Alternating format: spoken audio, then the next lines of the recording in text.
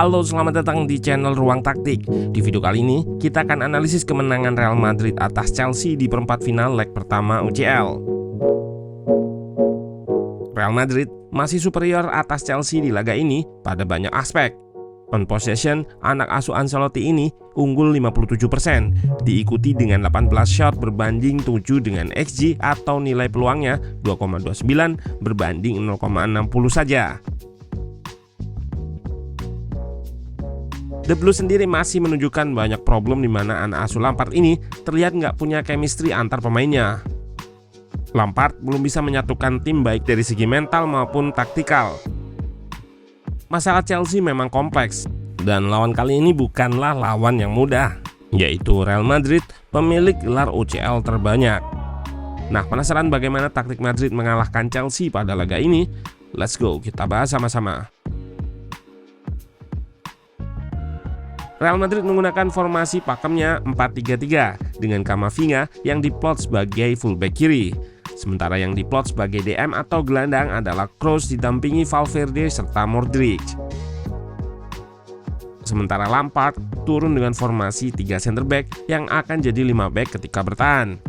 Pilihan pemainnya adalah yang terbaik, Thiago Silva, Koulibaly, Reece James, Chilwell, semuanya starter. Di depan diisi Joao Felix dan Sterling. Menggunakan 2 striker cepat dan 3 center back sudah menunjukkan ide taktik Lampard pada laga ini. Yap, Joao Felix serta Raheem Sterling digunakan untuk quick counter attack dan 5 back yang ditopang 3 gelandang untuk bertahan dan merebut bola. Lihat di sini, Kante berhasil intercept umpan dan melancarkan serangan balik cepat. Pada momen ini, Kroos sempat menutup akses umpan Kante ke Sterling, membatasi opsinya dalam menyerang. Setidaknya, taktik ini sempat menghasilkan big chance atau peluang yang tinggal berhadapan dengan kiper. Namun sayang, Felix di sini gagal dalam finishing yang mampu ditepis Courtois. Madrid kecolongan di awal laga ini lantaran bermain menyerang dengan banyak pemain. Cukup sulit memang membongkar pertahanan yang menumpuk hampir seluruh pemainnya di belakang, dan dibutuhkan banyak pemain pula dalam membongkarnya. Namun beresiko terkena serangan balik seperti tadi.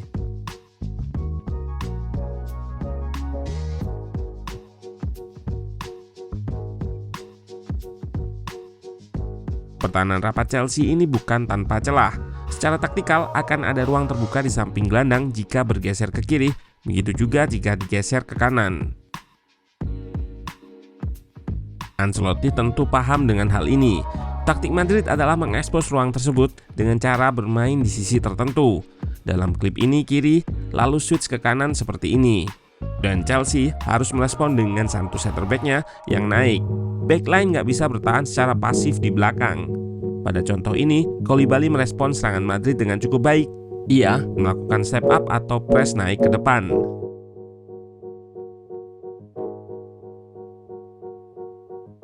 Yap, taktik Ancelotti selanjutnya adalah memberi Carvajal peran yang berbeda. Ia nggak berperan seperti pada laga versus Barcelona misalnya yang lebih sering melebar. Sejak menit pertama ini, ia terlihat berada di tengah, terutama saat bola berada di sayap kiri. Nah, sekarang PR-nya bagaimana membuat pertahanan Chelsea bertahan ke sisi tertentu. Tentu saja dengan peran Vinicius di sayap kiri. Kemampuan individunya serta tendensi untuk melewati lawan jadi yang tertinggi di UCL. Total 87 take-ons atau usaha melewati lawan ia lakukan. Aksi Vini ini bikin lawan merespon dengan melakukan double cover, sehingga pertahanan merapat ke arah dirinya. Bahkan sejak awal laga, Fofana harus mengantongi kartu kuning lantaran harus menjegal Vini yang lepas.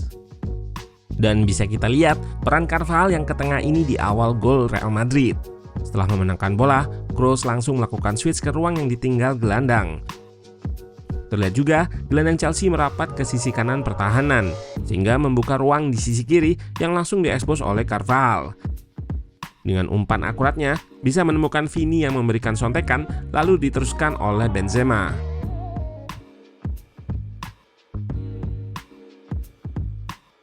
Selain dengan taktik tadi, Ancelotti juga menggunakan kelebaran maksimal untuk stretch atau merenggangkan pertahanan Chelsea.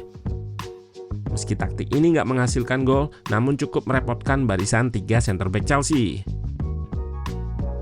Salah satunya di babak kedua yang bikin Koulibaly cedera lantaran mengejar Rodrigo ketika menerima umpan long pass dari Courtois. Karena ini, ia cedera dan harus digantikan oleh Cucurella. Real Madrid memang dominan menyerang dari kiri sebesar 40%, namun sisi kanan juga jadi target dengan long pass-nya mengincar Cucurella. Juga karena Chelsea menerapkan garis pertahanan tinggi pada babak kedua, namun nggak disupport dengan pressing yang intens di depan backline. Kita lihat di sini Chelsea bertahan dengan garis tinggi, namun tanpa press yang intens. Rodrigo bergerak ke tengah memancing Cucurella naik, namun ini dimanfaatkan Valverde yang tanpa gangguan berarti kembali mengirim long pass ke Rodrigo yang mengarah ke belakang lini. Cucurella kalah lari dan dikompensasi Chilwell yang melakukan pelanggaran.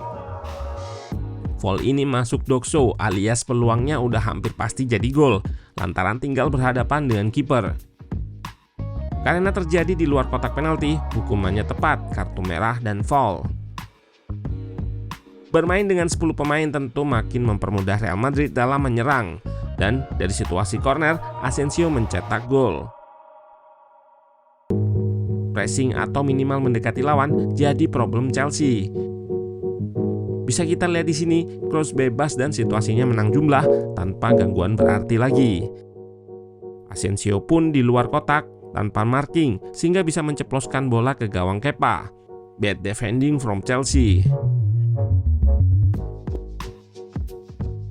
Unggul agregat 2-0 memang bukanlah jaminan, namun jika merujuk performa Chelsea saat ini, Real Madrid tetap jadi favorit di leg kedua nanti. Lantaran besar kemungkinan Chelsea harus main lebih terbuka untuk mengejar 2 defisit gol. Nah, serangan cepat transisi Madrid bisa memanfaatkan situasi ini di leg kedua nanti. Patut kita tunggu.